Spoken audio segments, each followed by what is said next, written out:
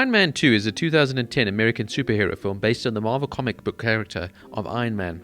Produced by Marvel Studios and distributed by Paramount Pictures, it is the sequel to Iron Man in 2008 and the third film in the Marvel Cinematic Universe. Directed by Jon Favreau and written by Justin Theroux, the film stars Robert Downey Jr. as Tony Stark Iron Man, alongside Gwyneth Paltrow, Cheadle, Scarlett Johansson, Sam Rockwell, Mickey Rourke, and Samuel L. Jackson. 6 months after Iron Man, Tony Stark resists calls from the United States government to hand over the Iron Man technology, which is causing his declining health. Meanwhile, the Russian scientist Ivan Vanko, played by Rourke, uses his own version of the technology to pursue a vendetta against the Stark family. Following the critical and commercial success of Iron Man in May 2008, Marvel Studios announced and immediately set to work on producing a sequel. In July, Theroux was hired to write the script, and Favreau was signed to return as director. Downey, Paltrow, and Jackson were set to reprise their roles from Iron Man, while Cheadle was brought in to replace Terrence Howard in the role of James Rhodes. On being replaced, Howard stated, "There was no explanation. Apparently the contracts that we write and sign aren't worth the paper they're printed on sometimes. Promises aren't kept and good faith negotiations aren't always held up." Entertainment Weekly stated that Favreau did not enjoy working with Howard, often reshooting and cutting his scenes. Howard's publicist said he had a good experience playing the part, while Marvel chose not to comment.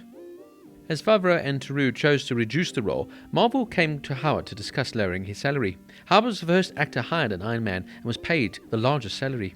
The publication stated that they were unsure whether Howard's representatives left the project first or if Marvel chose to stop negotiating. Theroux denied the part of the report, which claimed the size of the role had fluctuated. In November 2013, Howard stated that going into the film, the studio offered him far less than his 3-picture contract, claiming they told him the second will be successful, with or without him. And without mentioning him by name, he said Downey took the money that was supposed to go to him and pushed him out. In the early months of 2009, Rourke, Vanko, and Rockwell and Johansson filled out the supporting cast.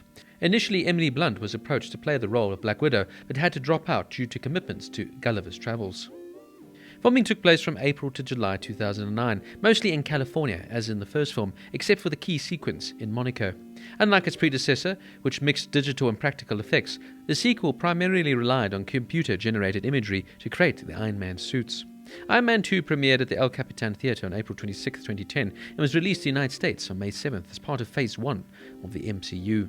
The film received generally positive reviews from critics, with praise for its action sequences and performances, although they deemed it to be inferior to the first film. The sequel grossed over $623.9 million at the worldwide box office, making it the 7th highest grossing film of 2010. It received an Academy Award nomination for Best Visual Effects. A sequel, Iron Man 3, was released on May 3rd, 2013. The cast includes Robert Downey Jr. reprising his role as Tony Stark Iron Man. A billionaire who escaped captivity in Afghanistan with the suit of armor he created, he now struggles to keep his technology out of the government's hands. Downey and Favreau had been handed a script and worked from it all on the first movie, conceived the part from the film's story themselves. On Stark being a hero, Downey said, "It's kind of heroic and really kind of on his own behalf. So I think there's probably a bit of an imposter complex. And no sooner has he said, 'I am Iron Man,' and now he's really wondering what that really means. If you have all the cushion like he does and the public is on your side and you have the immense wealth and power, I think he's way too insulated to be okay."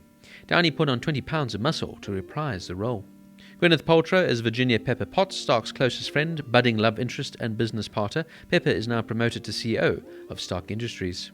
Don Cheadle as James Rhodey Rhodes, or War Machine, an officer in the US Air Force and Tony Stark's close personal friend, who later operates the War Machine armor.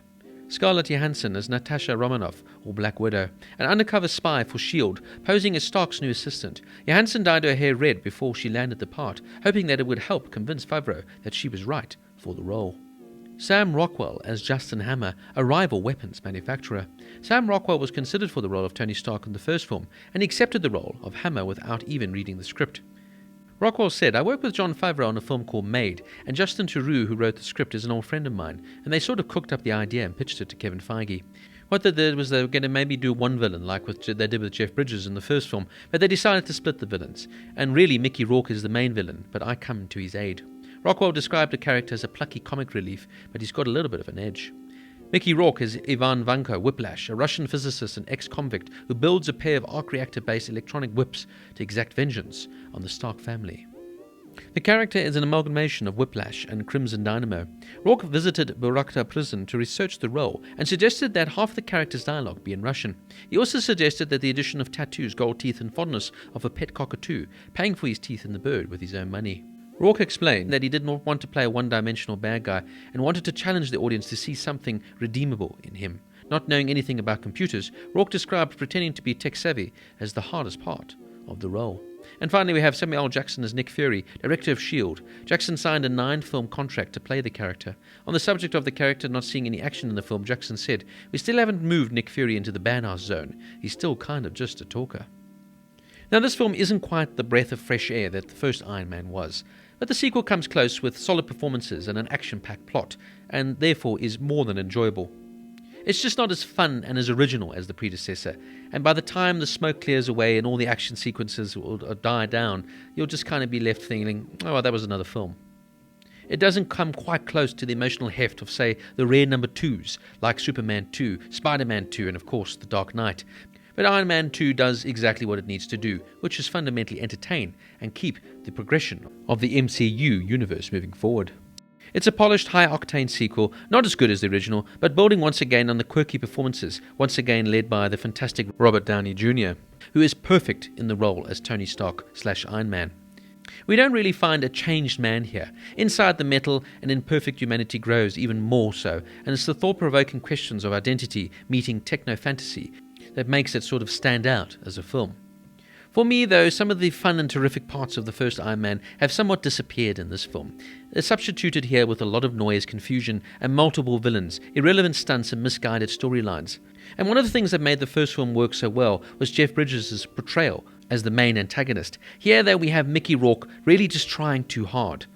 At the time when Mickey Rourke was cast for this film, he really was the sort of it man in Hollywood, after his fantastic Oscar-nominated performance, of which he should have actually won the Oscar for, in The Wrestler.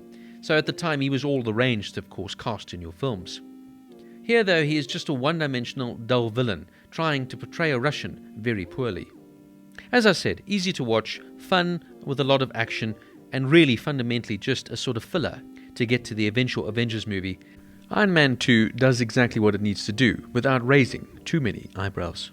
Iron Man 2 gets a 7 out of 10.